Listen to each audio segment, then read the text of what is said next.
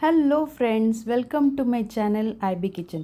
Friends, आज मैं बहुत ही अच्छी स्वादिष्ट राजस्थानी सब्जी बताने वाली हूँ जिसका नाम है बेसन मिर्ची।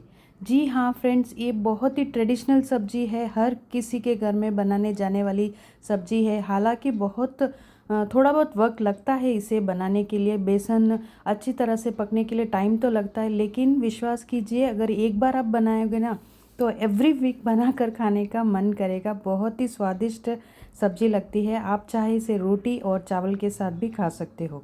तो चलिए देखते हैं। सबसे पहले मैंने इस तरह की मिर्च ली है। ये कौन सी मिर्च है जिसे हम भुजिया वगैरह भी बनाते हैं, बड़े निकालते हैं, और इसकी जो छिलके हैं बहुत ही पतले रहते हैं। तो इस टाइप की मिर्ची आपकी लेनी है, ना कि मोटे छिलके वाली मिर्ची लेनी है। फिर इन आपके क्वांटिटी के हिसाब से आप ले लीजिए। मैंने मेरे फैमिली के हिसाब से 10 मिर्ची ली है। तो इनको अच्छी तरह से वॉश करके बीच में से इस तरह मैंने कट कर दिया है, और सारे जितने भी इसके बीज हैं मैंने निकाल लिए। ठीक है, कहीं एक दो रह गए तो कोई बात नहीं। थोड़ा वैसे भी ये मिर्ची तीखी रहती नहीं, एक दो मिर्ची के बीज रह गए तो कोई भी बात नहीं। तो इस तरह से इसके ऊपर का जो कैप रहता है मिर्ची के, उनको नहीं निकालना है। फिर यहाँ पर मैंने ढेर सारा लहसुन ले लिया। लहसुन से बहुत अच्छा स्वाद आता है। और मिर्ची, क्योंकि ये मिर्ची तीखी नहीं है तो इसके अंदर मैं थोड़ी सी हरी मिर्च भी ऐड करने वाली हूँ। तो सबसे पहले एक बाउल भर के, मैंने यहाँ पर इतनी मिर्ची के हिसाब से एक बड़ा बाउल भर के बेसन लिया है।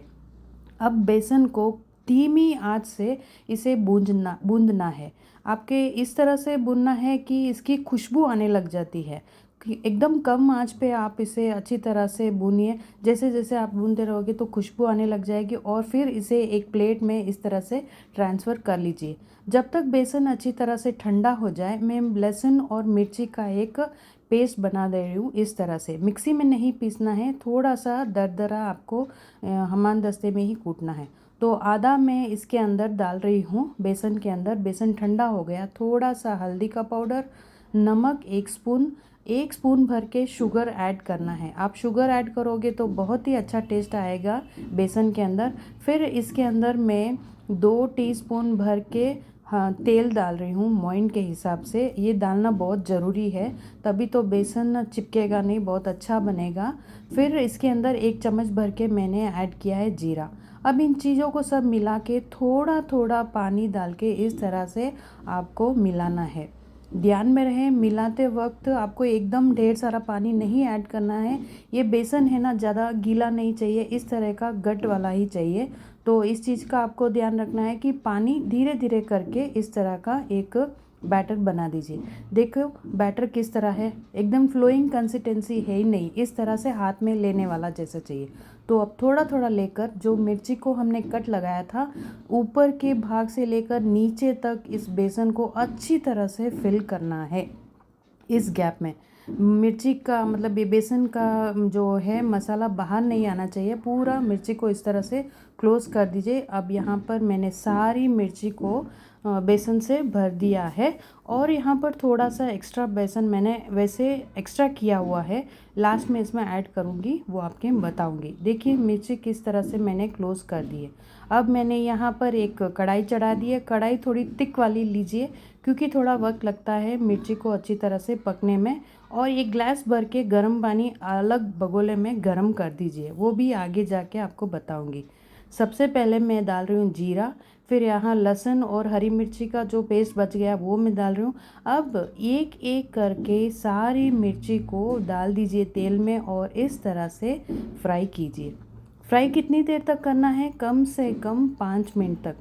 जो मिर्ची के ऊपर के छिलके एकदम ट्रांसलूटेंट ना हो जाए उतने तक आपको फ्राई करना है। और जब मैं ये गर्म पानी रखा था उसको इसके अंदर ऐड कर लीजिए, और जो ये बचा हुआ बेसन है उसे भी धीरे धीरे करके ऐड कर लीजिए पूरी तरह से, और अच्छी तरह से फ्राई करना है।